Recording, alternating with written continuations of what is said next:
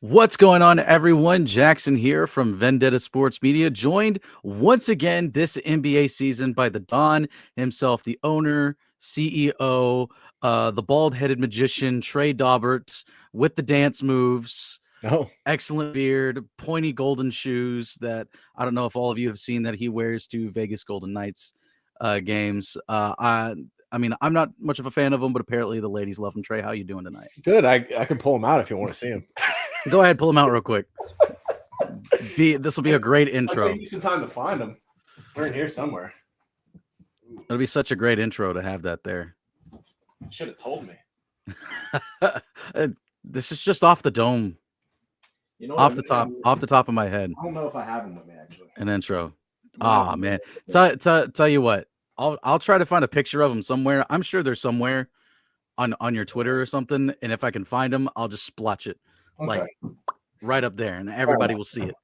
Everybody will see the shoes. I love the background. For the next time we record Cheese, though, I was gonna wear my Celtics shirt that I got at the finals for. There you go. Yeah. There you go. You know, I actually almost wore my Tatum jersey that I have for this episode. Okay. I almost did. I ended up not, but I did. But anyway, all of that craziness out of the side. How you doing, Trey? I'm all right, hanging in there. Got a lot to do. When we record the guide for the fantasy contest, I'll have the NBA final shirt on. But I don't know. I got so much shit going on. We're trying to get the fantasy contest stuff done.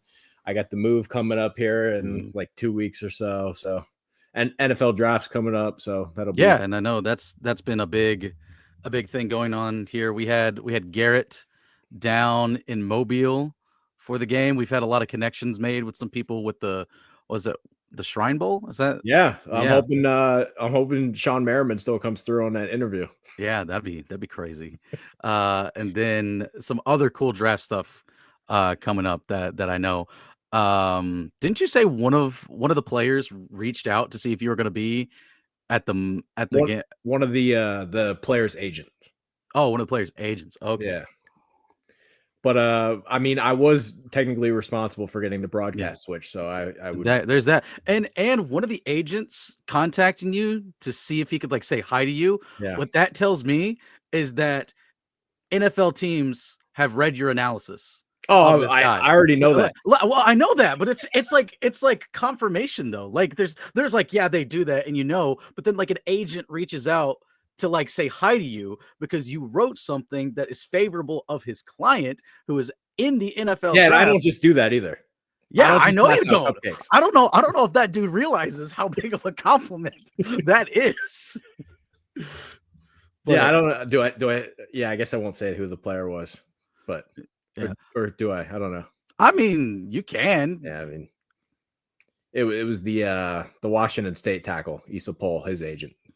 Reached out to me. Also, I'm about 95% sure that the Houston Texans took Derek Stingley because of me. I don't have that confirmed, but he wasn't being mocked anywhere close to that spot. Yeah. Well, again, everyone listening, and I don't think it's an accident that the Eagles took a bunch of Georgia guys either. There you go. Howie Roseman finally wising up, listening to you, and they're back in the Super Bowl because of it. But everyone that's listening, speaking of, who should listen to us? Well, speaking of, yeah, first of all, continue the plug here. Go check out the draft content, because if you're sportophiles like we are, then you just cannot get enough of any type of sport. Draft is always fun. Well, I was going to say, if you're serious about winning and you haven't contacted me by now, like, no, see, and I was gonna say this. I was gonna say the same thing. It is a crying shame that Vendetta Sports Media has not been contacted to be in some sort of advisory role. Maybe not as a GM right now. We got to learn. We got to learn the insights. But what I'm saying, and this is tying in to the. Well, I will say, I mean, I do think, before you go, I do think it's possible that this agent does get back to me and ask for some NIL advice, because it's very important for those people to be ahead of the curve. So, and I'm sure he's gonna have more clients. He's gonna want more clients. You get one client to the NFL, you get them a good contract, then so on and so forth. But anyway, it is a crying shame that no NFL or NBA team, especially when it concerns this certain NBA team, if you read the title of this podcast, then you will understand who that is. But in case you were living under a rock, Luka Doncic is no longer a Dallas Maverick. He was traded to the Los Angeles Lakers for Anthony Davis and a single draft pick. Yep. And somehow Danny Ainge got involved with it too. I thought it was hilarious. I didn't see it until like midday today. I can't remember when it came out that Danny Ainge didn't even know that he was facilitating the Lakers getting Luka, which in the chat I used that as a plus for Rob Pelinka. Yeah, absolutely. I'm sure he was like, okay, you're working out some kind of trade, but like I need to facilitate it, so you're throwing me a couple second round picks. I don't even give a shit who's in it. Fine. Yeah, and he didn't know it was till it was too late. And like the idea around it was he would not have allowed that to happen. He would have said no if he knew. Well, because I mean, he has a war chest because he traded Mitchell, he traded Gobert. He got picks for Royce O'Neal. Like, yeah, they have a fuck ton of picks. Yeah, but it is a crying shame that we have not been contacted because we would have advised this to never happen. In fact, if Nico, I forget his last name, whoever the guy that is the GM for the freaking Ladybug, dude, get out of here. Nico, who is in charge over there in Dallas as the GM. If we would have caught wind of this, we would have gone to ownership and said, fire this guy. You cannot trust you cannot trust him with the franchise anymore. You know what the craziest part about this to me is? So I was really thinking about this. Like prior to this trade, he's actually done a good job. Like the Kyrie trade was a hit. Yeah. The PJ Washington trade was a hit. The Daniel Gafford trade was a hit. The Derek Lively pick was a hit. I mean, he's been almost perfect up until this point. Like, how is a guy that's nailed that many things in a row capable of doing something this stupid? I think he just has the wrong mindset where he said, if you really think about it, they went to the finals and they probably don't go to the finals without some of those. Like Gafford was huge. Like they probably don't go to the finals without making some of those fringe moves around the edges. And then he does this. I don't know, man. Listen, again, you just have to look at the interview. Listen to him in the interview. First of all, he kind of throws Jason Kidd under the bus. He answers like 3 or 4 questions and just pats Jason Kidd on the back. It's like, all right, buddy, you got this. You know, we just traded your superstar. You can tell his entire response is so like ego driven. He said he wasn't going to be around in 10 years. Yeah. So you sacrificed 10 years of the franchise to do what in 3-4 years? Have Kyrie, Anthony Davis, and Klay Thompson as your big 3 in the year of our Lord 2025? I don't know if Klay Thompson counts as a big 3 anymore. I'm saying that's their big 3, though. I guess. Like that's what they're considering because that's why they paid him that massive contract in the offseason. Okay. I'm not saying I consider that. I'm saying he does. I'm surprised you ever like driven to Dallas and started rioting with the fans because well, I mean, I'm okay with it because they're in my conference and my division for Memphis. So, but I hate to see it happen. I guess I just thought you would have more of the conspiracy angle as one of the small market teams. Well, being like, oh, well, the Lakers, they're the only team that was offered this trade, you know. Well, I mean, there is that. The conspiracies are out there. Of course, of this idea of the ratings are down. I made a joke about was this dude at a Diddy party and like the NBA has dirt on him is like you're gonna make this trade like something like that. You know, how much of a scumbag is Adam Silver really? We know he's not great as a commissioner, but you know how scummy can a dude be to try to save the league?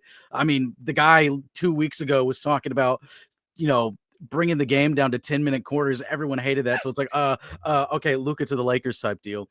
We talked about one conspiracy also beforehand, which I need to try to find the thread again. And if I can, I'll post it in the link of basically this dude who knows an insider, and it was like the words from this insider. It was like a post that this insider had made, basically connecting ownership, not Mark Cuban, because he's not a majority owner anymore. So when people are like, what is Mark Cuban doing? He's literally just collecting a check. He doesn't care anymore. Yeah, he's a cheerleader. I don't even know if he really attends the games regularly anymore, especially because he said like 4 years ago that if it came down between keeping Luka and divorcing his wife, he's filing the paperwork for a divorce lawyer like the next day. Like and like that's how much he wanted Luka to stay. Coming from the same guy that said the NFL's going down the toilet, the basketball is the future, I'm never leaving. Well, he left. Yeah. He left. And remember that though, when he was like, yeah, hey, the NBA will overtake the NFL, only a matter of time. And that's why the NFL now has Christmas Day games, when that was the NBA's territory for, now the Miami Dolphins are fighting for Marcus Mariota to be their backup quarterback. Listen, we don't want to talk about it. This is a basketball podcast. So,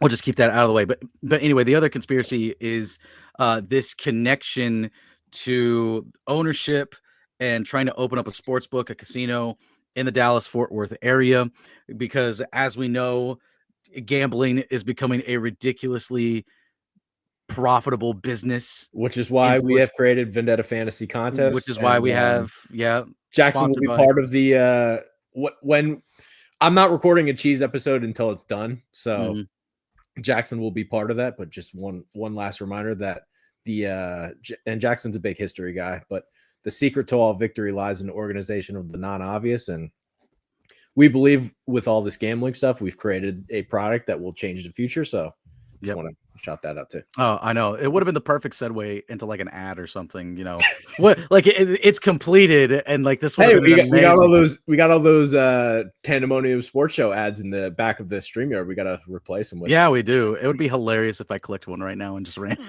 We gotta get what we need is we gotta some kind of AI to where they can copy the voice. Oh, and it's just Tan's voice. That would be great. Anyway, go ahead. Anyway, but the idea is that he is struggling because the Texas legislator, for as big of a state is and as blue as a lot of the big cities are, Texas is a fairly red state, so it's fairly anti-gambling. Trust me, I know that there are 2 sports books in Arkansas and they are horrific to try and deal with. And so the conspiracy goes that, the Texas legislator is not giving me what I want. Therefore, I am going to encourage tanking this franchise and burning it to the ground, and then basically using it as leverage to either pass this legislation or whenever our lease is up in Dallas, whenever the contract is over, of moving the Mavericks out of Dallas. My thing is I guess you're a history guy and geography and shit, but I don't think people understand, and maybe this is because they just haven't landed the max free agent for whatever reason, despite the fact that there's no state tax. I mean, they're like the 3rd or 4th biggest market in the league. They're 4th. I mean, you can't move that team. You would move New Orleans before you move them. Yeah. I mean, even if you did move Dallas, you would move somebody else into Dallas then after. Yeah. Yeah.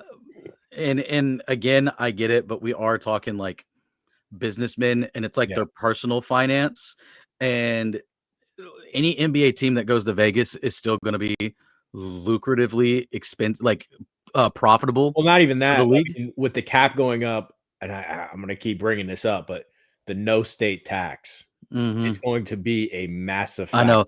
I know. And to switch back over to Luka real quick, and we'll get kind of more into what we think about, the fallout, what's it going to look like and everything. How pissed do you think Luka has to be? He goes from I think he lost the equivalent of $114 million. He'll get it back contract. Eventually. Yeah, but here's the thing though. He's ineligible for the Supermax, and now he goes to the state with the 2nd highest tax rate in the country. Yeah. Going from no state income taxes. Not even that. I mean, the cost of just buying a property. Yeah. It's not just the state tax. I know. And he just bought a $15 million home in Dallas last week. Gotta sell it. That same $15 million house is 35. Yeah. I mean, everything, like the gas. I mean, everything is outrageous there. I know. So I would be very annoyed. Obviously, you can't even buy a house for like under $1 million there. No, especially like I don't know if you've seen it, but there's been like tons of rent hikes and property going up after the fires that happened in the Los Angeles area. So good luck with that, man. Well, I mean, that's the same reason why Ohtani wanted that deferred contract because of all those reasons. Like, hey, I know. And imagine that he moves to like, I don't know, like Florida when he retires or something, or if he goes back to Japan. It's the same problem with these Canadian teams with the NHL and the Toronto Blue Jays. I mean, you know how bad the fucking and the Raptors, the Raptors, you know, too. Like, what do you think? I mean, Kawhi went to California, but somehow California taxes are better. Oh, they're night and day. The Canadian taxes. They're like 50% in Canada. Why do you think the Grizzlies stayed in Vancouver for like 4 seasons? You can't get anybody to play up there. Well, I mean, Vancouver, that was probably the worst travel. Oh, it probably was. It probably was. And then, you know, there's the whole tax thing. But I'm trying to think of like the different things that we can talk about it. I just want to know, like, when you saw the trade, what were like some of your initial reactions to the trade? It kind of be anything. I think our first reaction was I thought he got hacked. Yeah, that was all of us. That was all. We literally all sat there. It's like, I don't know if we want to publish this right now. I don't know if this is real. Like, we might want to hold off on this for extra confirmation. I mean, that was the first reaction. We all thought it was fake. Yeah. And then the more the details have come out, the more corrupt this really is. Like, here's the real question. A, how did you not shop him? And B, how did Pelinka get him to talk it down? Like, they were asking for 3 1s in Connect. And during that entire time, he's like, no. Like, imagine, I just want to know the phone calls that happened during this time where Pelinka's like, you know what? Nah, we're only willing to give up 1 first rounder, take it or leave it. Like, imagine the balls to do all, like, he must have knew just based on the way they were talking on the phone. They're fucking idiots. Yeah.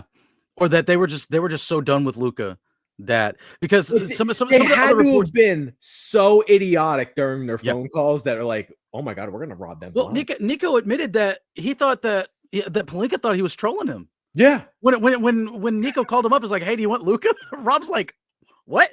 What do you mean? That's what I'm saying. It's like, it doesn't even make sense. Like, none of it makes sense. You didn't shop him, and I can't imagine. Like, I personally admit I would have caved. I probably would have said, "Okay, you want 3 1s? Understand, no problem."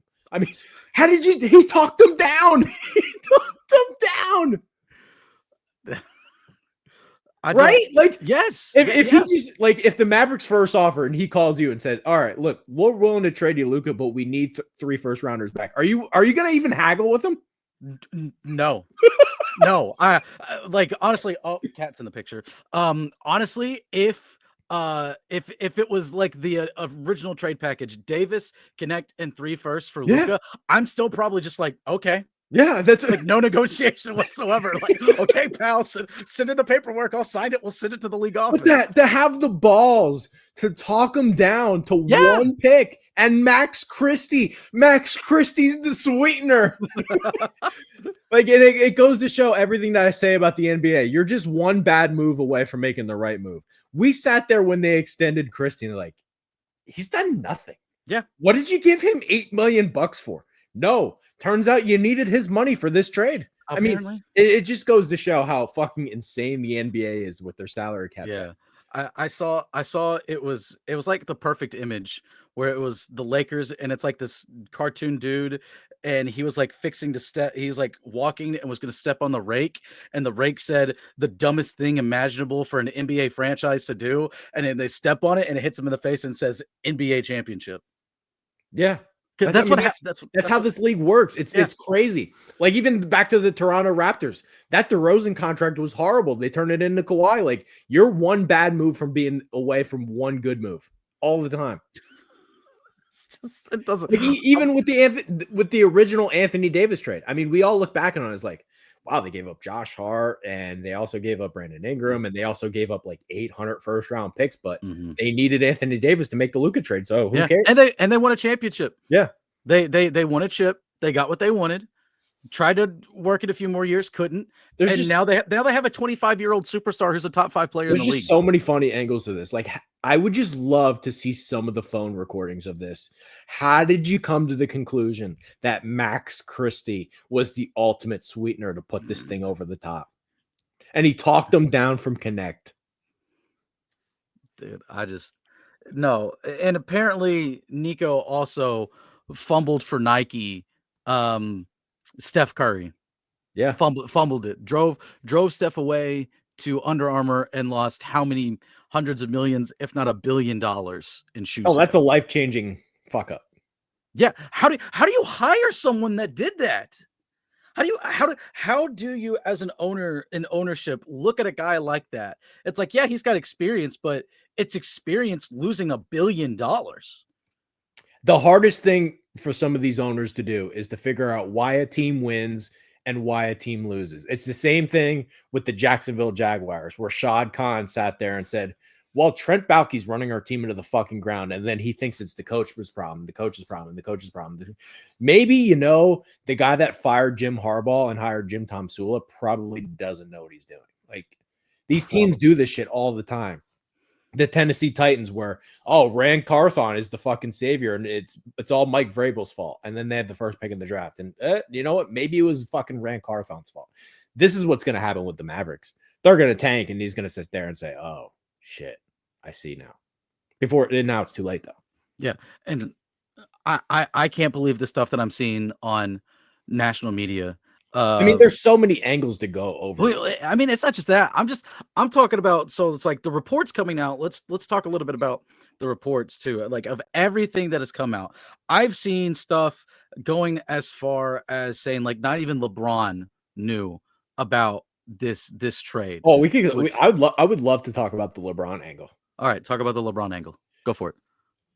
Do you think it's entirely possible? Now, they obviously needed the Mavs to do the stupid shit that they did. Do you think it's entirely possible that Pelinka sat there and said, look, we probably don't want to trade Davis, but at the end of the day, fuck these clutch people. Like, honestly, I'm tired of like I was going to bring that up when we talked a little bit more about Pelinka a little bit. I'm trying to give him like a little bit of credit. Like, he deserves a ton of credit. Matt said in the chat, Matt said in the group chat about how which shout out Matt Hannafan, does a lot of great work for Vendetta. Diamond, aka Diamond. Anytime I say Matt, Trey's like, who? But he talked about like, kind of like Luka stupidly landing in their lap. It's like, yeah, but like you talked about, walked him back to just Davis in a first. And like, I would have caved. I would have said, I truly think what I'm going to give Pelinka credit for here is I think he realizes that he doesn't want to be the franchise. He doesn't want to be the GM that's left with nothing after LeBron leaves. That's where they were headed. Every other franchise that's where they were headed when LeBron has left. And so now he says, screw you, LeBron, because Windhorse has come out and has basically said that every move now from here on out, it's not about LeBron. It's about their 25-year-old superstar who they can have for their next decade and a half. Basically. Yes, that's the smart thing. That's the smart thing. So how could he not make this trade? And the fact that he did it for AD and a first. Yeah, and talked him down. Max Christie talked him back. And he got Kleber too, a stretch big. They still need a center, but it gets you what you need. And I think an underrated angle that should be talked about here is, though, you remember a couple, maybe it was like last week, where is every fucking year this happens, where LeBron and Anthony Davis come out and they said, we need to improve the roster. We need to improve the roster. Like, they're so ignorant about this shit constantly. I wonder if Pelinka sat there and said, you know what? We didn't really want to trade Davis, but this shit fell to our lap, and like, fuck these clutch people. Like, you have to. Yeah. No. That's kind of like the route that I'm saying, where it's like, he doesn't want to get left behind and left with no roster, no competitiveness, and having to start. That came out like last week, where LeBron's like, we need to improve the roster. You're the fucking asshole that forced him to trade for Westbrook and gave away all this shit. Yeah, no, and the only other GM that's ever stood up to LeBron has been Pat Riley. Yeah. He's been the only other one. So freaking Rob Lowe lookalike over there in Los Angeles. I'm telling you, man, he looks like Rob Lowe. They need to have He's doing a great job, though. They need to have a Pelinka. I think after the Westbrook. after the Westbrook trade happened, he's been done. He said, "Fuck this, I'm doing what I want." And I'll say this, like we talked a little bit about it in the group chat. Also, the Ryu Hachimura trade, was a great trade. He's been a great asset to them. Got him for next to nothing. Dorian Finney-Smith is still trying to find his way in the offense. He hasn't been lights out, which he's found Reeves. Found Reeves. Yes, found another white boy that could hoop. And Connect has done a great job in stepping up too.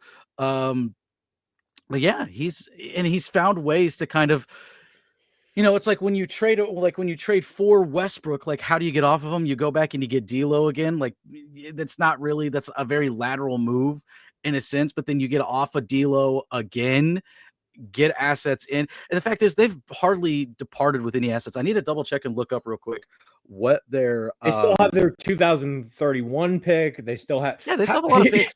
Here's another part. Every fucking trade that happens now has a swap in it.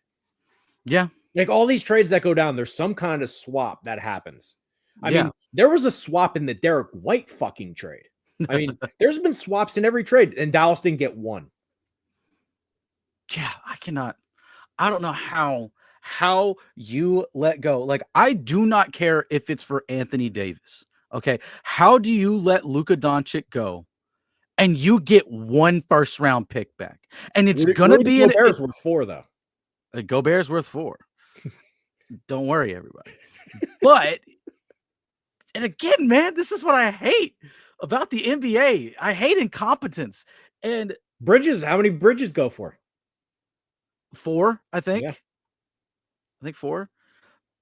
But how do you leverage your future like that? Because that pick that they got, the Lakers are still going to be good during that year. It's not going to be a good high pick. Yep. It's going to be a late first round, possibly 30. Could be the last pick. It could be the last pick. The Lakers could win a championship and it could be the last pick. Especially by then where maybe LeBron's gone and they find another superstar to replace that max slot and they have time to build the rest of the roster around them. And oh my gosh, dude, they can't keep getting away with it, Trey. They can't keep getting away with it. They get Shaq, they get Kareem, they get Wilt Chamberlain. Yeah, they go Wilt, Kareem, Magic, Kobe, and Shaq, and then LeBron and AD, and now Luka. It's just been an endless cycle of people, stars, and potentially more championships. This is fireable, by the way. It has to be, right? It has to be fireable. It has to be. And again, how does a man keep himself? Like, Trey, imagine this. Imagine I came out and said, like, I'm just going to go around and do all this random stuff here at the company because I'm probably not going to be here in 10 years. I got 3-4 years max to do what I can here, and I'm just out the door. And so it's like, old Yeller in the back.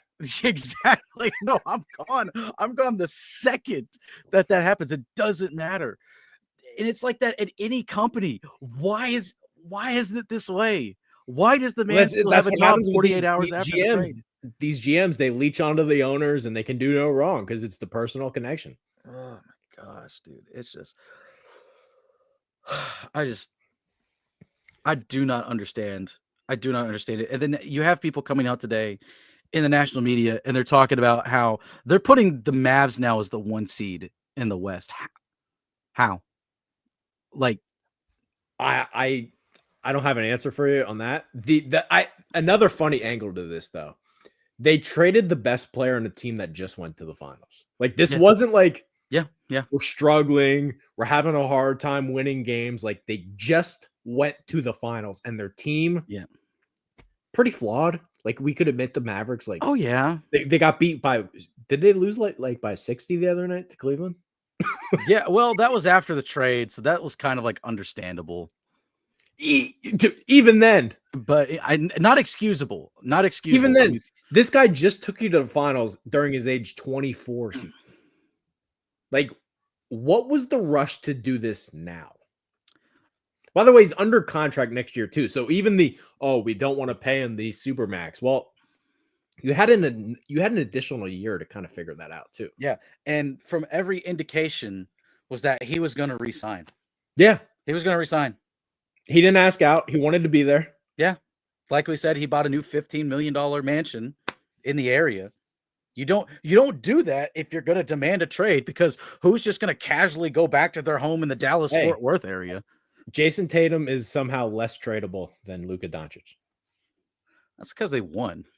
They would have. They won the chip. I'm just saying. I also want to say how hilarious it is that every young injured star in the league the next night was playing their games. Yeah.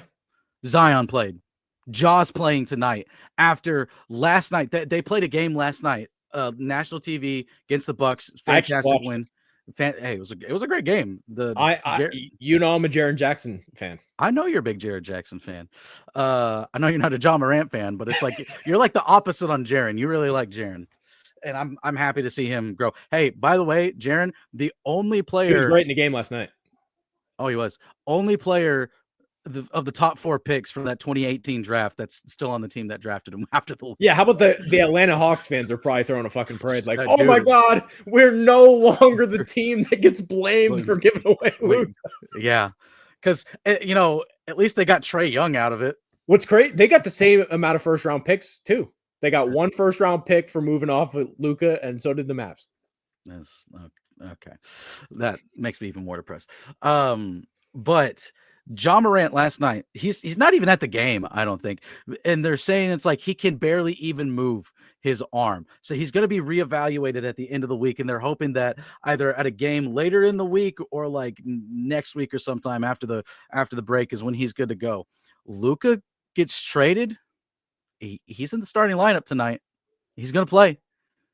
Zion playing.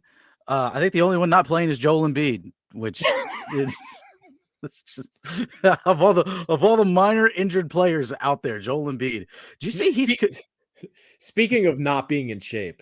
I kept seeing the he's 275 pounds, Luka, and we don't like his conditioning. Is like, first of all, if he's not in shape, you just went to the finals with a guy who isn't in shape. Yeah. And B, like, what poor leadership. Like, you're telling me nobody on the staff can get through to this guy? And it's not like, again, he wants to be there. Like that part isn't the problem where he's sourpuss face and he's sad because he doesn't want to be there. Like, you don't have one guy that can get fucking through to him. Like, not one.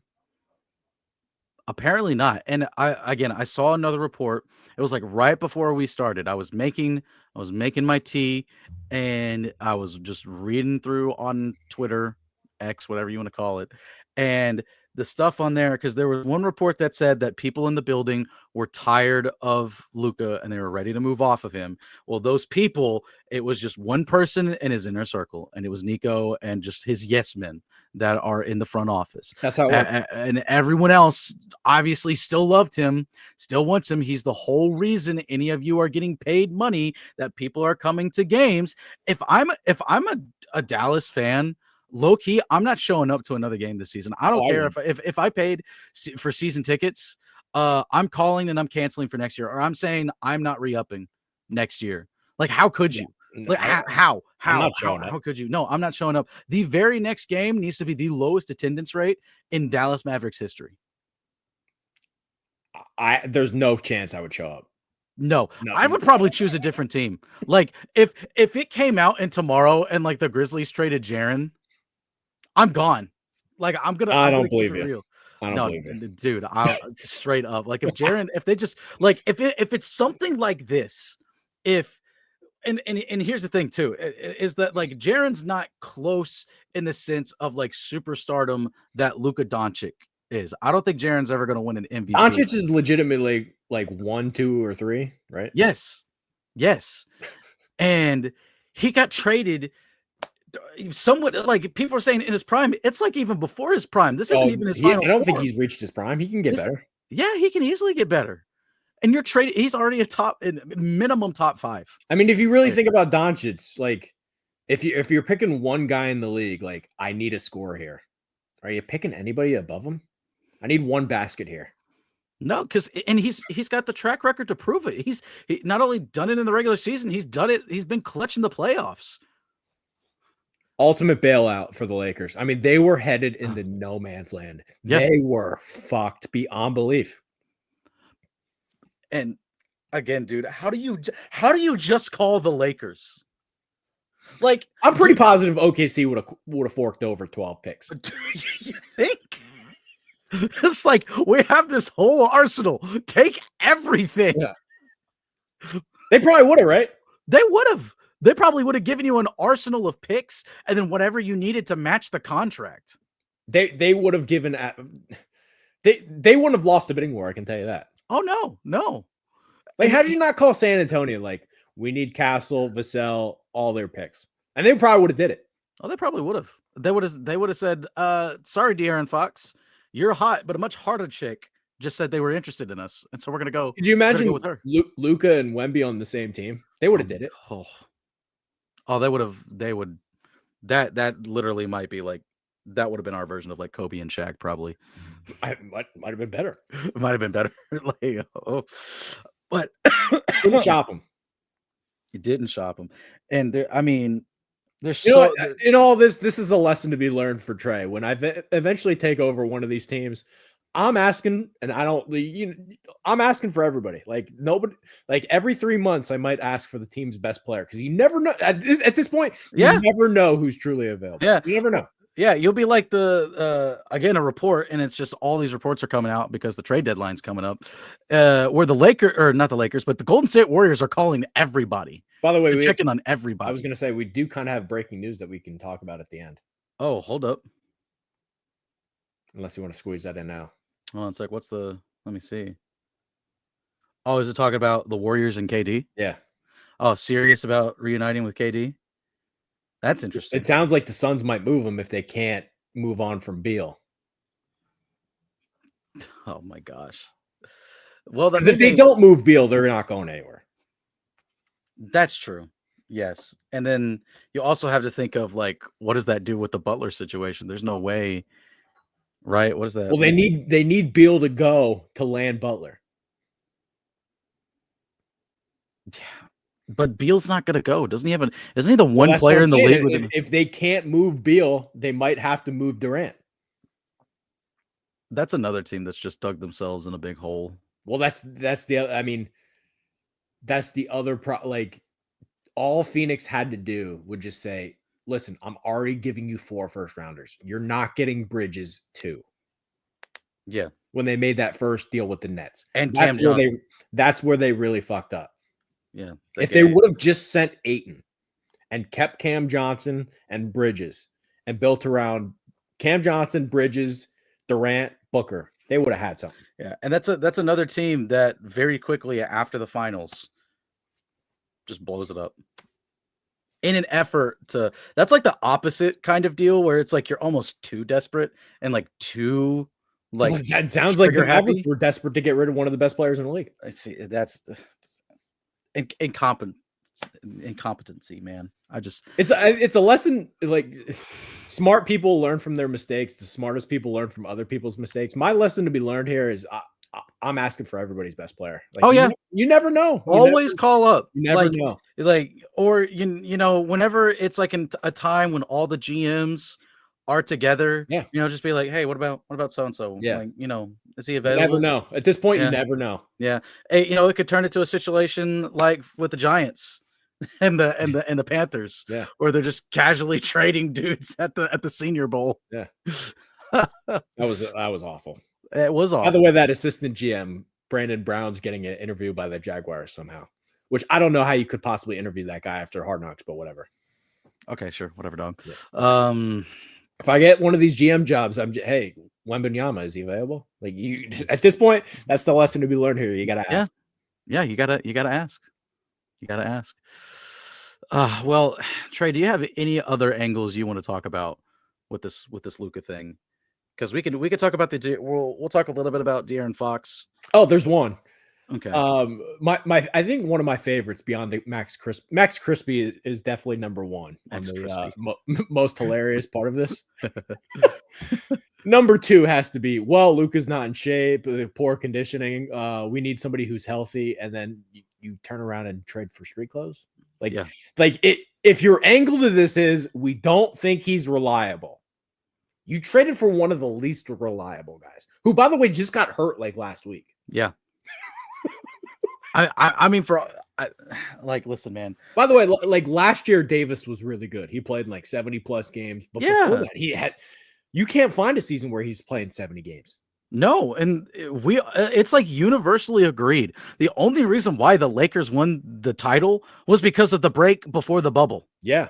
Because LeBron's old knees and Anthony Davis's injured knees. Oh, they wouldn't have won that year without that. No, they wouldn't have. They got healthy and they started hitting threes. That's how they won the title. Everybody knows this. Chickster's favorite Caruso coming up big. Yeah, shout out Caruso. Surprised he didn't find his way back eastward after the De'Aaron Fox trade.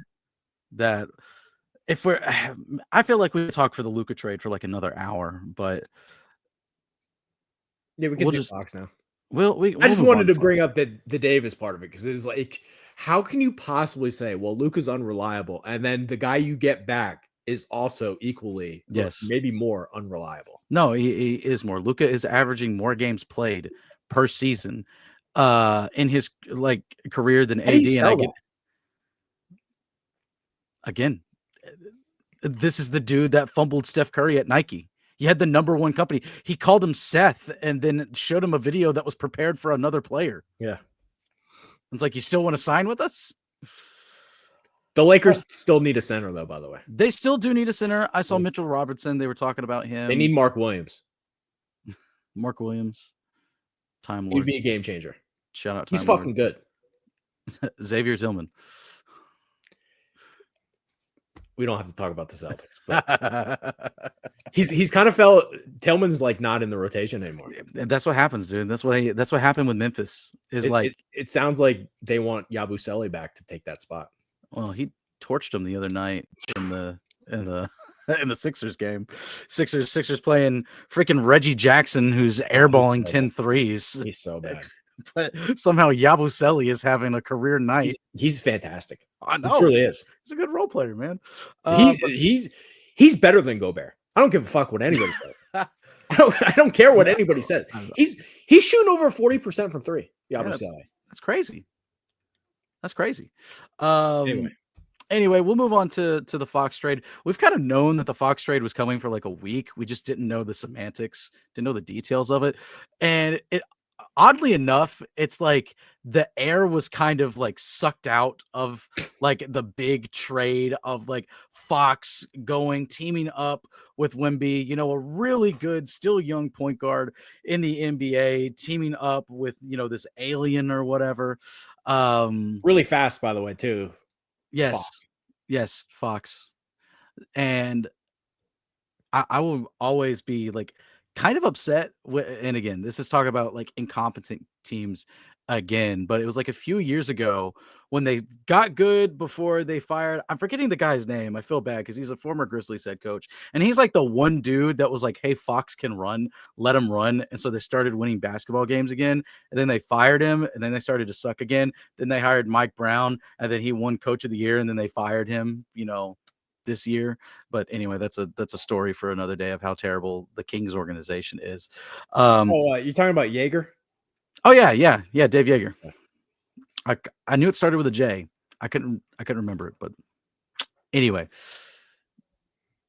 Fox I think is an excellent fit. I think it was a great trade for which obviously is crazy. Like of all the draft picks that were like thrown around there, like that felt like an actual. It felt trade. Like they gave up maybe a smidge too many picks, but yeah, the fact that they didn't like part with anybody on their roster, and actually you could argue that like they kind of needed to get rid of Trey Jones anyway, make spot for him, and they kind of needed to get rid of Zach Collins anyway because you don't really want his money on the books. So no, and I think they did pretty well. Yeah, I think what helped them keep someone like Castle and everyone else on the roster was the fact that they dragged the Bulls into it, and so now Levine is going over to the Kings, and a lot of the picks, or some picks, go Chicago's way. Most of them end up going to the Kings way, which actually like isn't like too bad of a deal for the Kings. The Kings get a decent chunk of picks. I wanted And to look up what Matt Hanafan gave the. Oh, he gave the Spurs an A. Okay, I probably would have given him like a B plus, just because it's. I mean, yeah, picks isn't nothing. yeah. What did he give the other two teams? Ooh, he gives the Kings a D plus, D plus. Okay. and the Bulls a C minus. Okay. I actually don't really hate it for the Kings. Like they got 3 first rounders and 3 Yeah. second rounders. Yeah. And while Levine is not my favorite in the world, he's still going to put up numbers, and they could probably flip him again. Oh, I'm sure they can flip him again. I don't know if his contract's coming up anytime. I don't think it is soon. So they've at least got him for some more time. Him and DeRozan on the same team is again. it is the Sacramento Bulls. Because all they need is Vucevic. They should have sent Vucevic over the Bulls to further tank anymore, which you want to talk about another franchise that is just like going down the tube. Couldn't wait to break up the Jordan Bulls though. Couldn't wait to break those fucking guys up. Had to start the rebuild. Still rebuilding. Still rebuilding.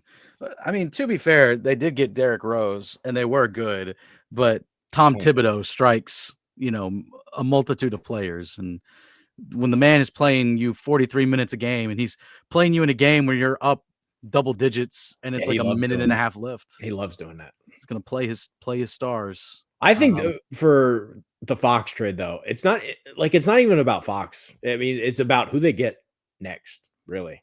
They need one more guy still. They do. Yeah. Because the Fox and Castle backcourt, that's now set. Yep. Vassell is a good shooter. Have that part figured out. They need that one piece, though, next to Wemby yet. One more front court piece next to Wemby. They got picks where they could go out.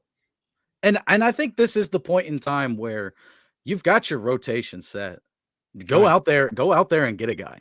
And pay. I still think Zion. Make it happen. That would be crazy. That would actually be crazy. I mean, stylistically, like Wemby can shoot, kind of skinny. Get the fucking fat bowling ball next to him. Well, and we do know that Zion does operate better when he's the only one in the paint. Yeah, and that wouldn't be a problem with the Spurs. No. It wouldn't. So I don't hate it. And they kind of took themselves out of flag. They're going to win too many games now. They are, yes. I feel like that was just like naturally though, the fact that Wembanyama like took. But I also tried to tell Chickster that before the start of the year too. What did I have him like? I had him as a 7 seed. That's probably going to happen. It may happen. They may even climb up a little bit more. Now we'll kind of see how the West continues to turn out. The wild West. 2 big trades. Did you say Castle's the best rookie in the class? Well, this is the same class that has Jalen Wells in it. So, would you say that Castle's the best rookie from this class? Because I think I would say that. Because it's definitely not that fucking those 2 French guys at the top. No, it's not the 2 French guys. I mean, in terms of offensive output, yeah, probably. He's good defensively, though. Yeah, I think Wells is the better defender. Wells is locking dudes. You're all in on these guys. Hey, I'm all in on Scottie Pippen Jr. You're all in. Guys. Oh, I am. Listen, Wells is a rookie that is putting up good numbers and getting the toughest defensive matchup on a top 3 team in the West. Okay. So that's gotta mean for something, right? Sure. That's gotta mean for something. What about Edie? He's doing fine. Okay. He's doing what he needs to do. He had a fairly good game against the Bucks last night. If you swap their draft position, maybe you'd feel better about him. Probably, yeah. But the fact that, and again, this is the thing with like Memphis, and I didn't even plan about talking about Memphis really tonight, is that if it's a top 10 pick, it's a 50-50, it's a jump ball on are the Grizzlies going to hit it or not? But if they pick somebody in the second round, you best believe that they are getting like top 15 talent there. Like somehow they are. Aldama's been a hit. Aldama hit. Yeah. Gigi Jackson has been a hit. Vince Williams Jr. been a hit. I mean, Desmond Bain was pick 30. He's been a hit. Xavier Tillman. Xavier Tillman was a hit. He was. Shout out. I'll always be appreciative of Tillman because he, as a rookie, is the one that hit it wasn't like game winning, but it put the Grizzlies ahead with a few seconds left, and the Spurs couldn't, or the Warriors couldn't convert. So I guess it's technically game winning corner 3-point shot to send the Grizzlies to the playoffs for the first time, during this rebuild that had been going on, and put the Warriors out. It was playing, and they put the Warriors out. I remember that. It was beautiful. It was beautiful. And he hit that shot against the Mavericks in the final. So yeah, exactly. And I'm happy for him. I'm very happy for him. Oh well, right. I know we didn't spend too much time on the Fox. Well, what is there to say? We almost kind of saw it coming. Well, that's what I'm saying. It was like over a week ago. We knew that this was probably happening. He listed the Spurs as destination. Yeah, they had picks out the ass. Like, yeah, and it wasn't like they were in a financial position to where like, oh, how do we make this work? Like, they didn't have to free up money or do any crazy shit like that. Yeah, so. I truly think the only thing that put it on the back burner was that the Kings wanted Castle. You obviously don't want to get rid of him, so you find a third team like the Bulls that can supplement that with another. Levine was clearly a negative asset. Yes, Chicago got nothing hardly. Basically, yeah. The shout out Kevin Huerter though. Yeah, shout out Kevin Huerter. And they got their own 2025 first-round draft pick back. That's going to be terrible. So, I guess you can consider that a win. If you know you're going to suck, get your own pick back. Because I think right now, to me, it's about what the Spurs do next. Because they need one more guy. Zion next year. That's what I would do. And I think New Orleans would sell him. I really do. Why not Ingram? Ingram as a third guy works to me. Yeah. I mean, cap-wise, he could probably work because outside of Fox, Wemby's not up for a new contract yet. You can move off of Chris Paul. I think. Maybe Chickster will yell at me for this. Like, I don't consider Keldon Johnson the guy that needs to be part of this championship run. Mm-hmm. Like, I think you need to use Keldon Johnson's money and a couple picks to upgrade that spot. Yeah, we'll definitely keep an eye on that. I am excited to see Fox and Wemby. And I think Sohan, he's not bad.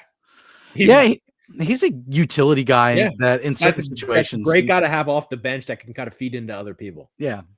Yeah. Well, you got anything else to say, Trey? I think we'll wrap it up. Can I add one note on the Celtics? Yeah, go for it. I think it's totally fucking bullshit that they cried poor before the start of the year, left the 15th roster spot open when you just won a fucking championship, and then you put reports out that you want Yabusele back. Why didn't you just fucking sign him before the start of the year? That shit drives me insane. I would have choked the fucking owner. Dude, we just won a championship. I don't give a rat's ass how much this minimum contract, which is what he signed for, minimum contract costs you in the luxury tax. I'm filling out the fucking roster. Thanks. Mm-hmm. Like, how hard would that have been? Whether it was Lonnie Walker, Yabusele, I don't know why Jordan Walsh is still in the fucking team. He's ass. And by the way, this Jaden Springer, they're talking about like, oh, we might trade this Jaden Springer because we want to try to remove his $4 million from the books. Fuck you. Like, go fuck yourself, dude. You just won a championship. I don't want to hear it. Like, I just don't want to hear it. Well, that's what happens when you've got like 5 dudes on the roster. This is what I'm saying about Brad Stevens. If he had any fucking balls, are you telling me he was prevented from putting a 15th guy in the team? I don't want to hear that. I just don't tell me you're fucking trying everything in your power to win, and then you leave an empty roster spot open because it saves you money. That shouldn't even be allowed in the CBA, by the way. Like, you should be required to fill out your fucking roster. No other sport does that. You can't, like, in the NFL, it's like, well, we want to have 52 guys on our team because we don't want to pay the extra guy. Like, nobody does that in the NFL. No. Not Again, even allowed. the only thing I can think of is like, yeah, like maybe ownership because they are well Fuck into him. that I would have choked him. second Abram. You can't tell me like that shouldn't even be allowed CBA wise. Like imagine in Major League Baseball, the Cardinals go, we actually don't want to pay for the 25th guy on the team.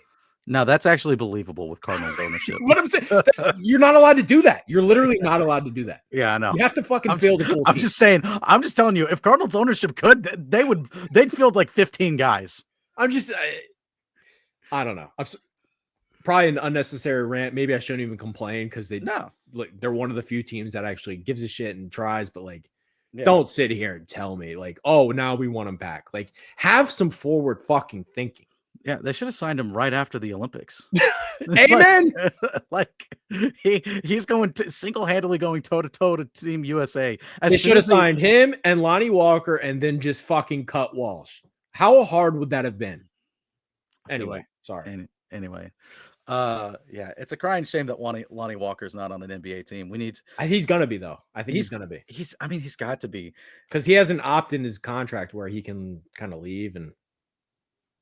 Well, yeah, I feel, which even then I feel like anybody that's playing overseas, if you get the call to come to the NBA, it's like a certain date. It's like, yeah, I don't know when the date is, but he's allowed to like opt out of his European contract and come back over. Yeah, which I'm sure will happen sometime after. I would guess sometime after the trade deadline where he can't make a deal anymore. You think the Spurs go back to him? I mean, like he's good. He's good. You've got to have him. He was with the Lakers for a while, and he did good with the Lakers too. Nobody fucking knows why Jordan Walsh is on an NBA team and he's not. Well, anywho, Trey, I thought this was a really fun episode. Thanks for stopping by. You got it. Thanks for coming on. I know we wanted to get it done yesterday. I had some things come up and I couldn't get it. If we did it yesterday, we wouldn't have been able to talk about Fox. So that's true. But I mean, the crux of this was, and like low-key, honestly, I wasn't even planning on having an episode until like after the trade deadline. Cause it's like the last couple of trade deadlines have just been kind of like, there's some interesting trades and stuff like that. We might get more. We might get more. And I mean, this may be one of the best trade deadlines ever because Fox getting dealt on its own in any like preceding trade after this is not too terrible of a trade deadline. But then you have a top 3 player in the NBA that's not even in his prime yet and is probably not going to peak for another like 4 or 5 years. I'd like to see Durant go back to Golden State. I would and here's the thing, I'll mention one more thing about the Grizzlies. If like KD goes back to Golden State, Luka is with the Lakers, Fox goes to the Spurs, and the Grizzlies are not able to even get someone like Cam freaking Johnson on the roster, who's a fantastic player and I would love to have on Memphis. I think that the people of Memphis will march to the FedEx Forum and they will riot. You got those second round picks. But dude, you should see how they're acting. Like it's like they want to make a trade for just cuz. I think Smart might be out. He's got to be. He's got to go, dude. Did you know that in the same amount of time for for around the same amount of money, Chandler Parsons has played more games than Marcus Smart has for the Grizzlies in the roughly same amount of time that Chandler Parsons was on the Memphis Grizzlies? That's wild.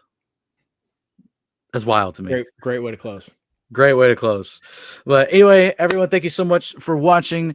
Make sure to leave a like and subscribe to the YouTube. Hit the notification bell so you can be notified whenever a new episode of the podcast drops, as well as the other great shows and podcasts that we have on here. Tons of video game content that goes on. Trey still doing his college football 25 stuff. I put up 118 points in the national title game. Yeah, it's crazy, bro. He put a good beat down on my Red Wolves one day too. I'm actually going to go see basketball Red Wolves soon, and they may win the Sun Belt, and they're going to be in. They could be in the. They could be in the not the title, but in the tourney. So that'd be lit. I just wrote a college basketball post for FanDuel today, so there you go. Hey, look at that! Yeah. And everybody stay on the lookout for Vendetta Fantasy content because we've got the big tournament coming up. We've got NBA playoffs coming up, and we're going to have lots of good content coming for that. So again, thank you guys so much for watching. I'll see you guys next time.